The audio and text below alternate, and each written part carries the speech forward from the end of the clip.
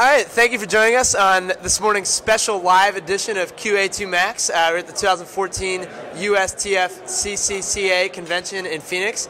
We're joined this morning by Pete Farwell of Williams. Pete, thanks for joining us this morning. I'm glad to be here. It's a great convention, and they just had a super breakfast. Everything is super here. So, what is on the docket for you at this year's convention? Oh, I go to all the one talk every session. There's a lot to choose from, four good choices and lots of people, and sometimes I listen in on half of one and get the gist and then hop over to another and pick up some other field events. So, and then all the other evening occasions are really nice too.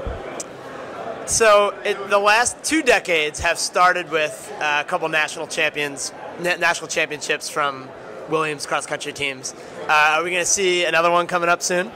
I don't know. The competition has really risen, and we have our work cut out for us. We had a good men's team this year, and they were kind of trying to take a shot at, but a couple of things didn't quite click there. But we had a good team, and a guy came in second, and we're happy about that. But we don't necessarily put that as our major aspiration. We're trying to be a good Division III team in a high academic college, and compete well, train well, have fun, not take ourselves too seriously. But put together a really good record. Yeah, so that kind of leads me into the next question, which is, how do you at Williams, as you are full-time in athletics, how hard is it to, remember or work with kids who aren't full-time athletes, and in a place like Williams, it might be their second or third or even like fourth priority? Well, I relate pretty well. I went to Williams. I'm an academic guy.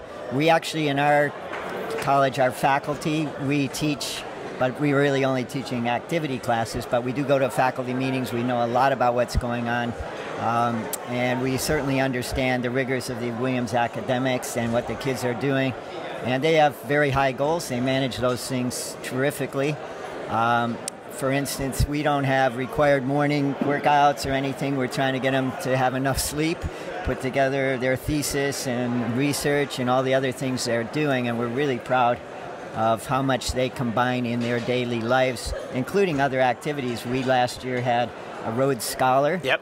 We had a president of the student council. We had a president of our junior advisors who serve in the freshman dorms. All kinds of people writing on the newspapers, in musical groups, etc. They're living a very full student collegiate life. So you've been at Williams since before NESCAC teams could compete at national meets. That's kind of one example of how Division III sports have changed. What have been the biggest changes you've seen? Well, I actually ran at Williams before NESCAC was even invented, but wow. I did coach there when it was getting going, and they didn't have teams going to nationals till 1993. That's right, and you guys won the next year. And I think the good reasons about that were really focusing on academics, not being gone during exam periods, not having team pressures to compete. Individuals could go. I think Williams has handled it well, and our teams have, having the collegiate experience. It's been great to go to nationals. But again, we want a balanced perspective with that and everything. I think throughout all of the track and field divisions, recruiting is ramped up.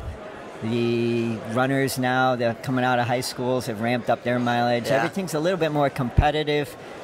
People are taking it more and more seriously.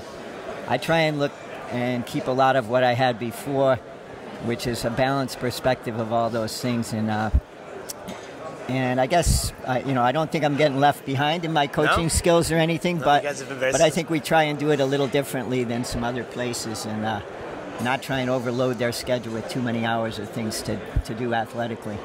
So staying on the topic of change, it feels like this, more than other conventions, is a change convention. What in our sport needs to happen in order for our sport to be healthy and thriving at the collegiate level?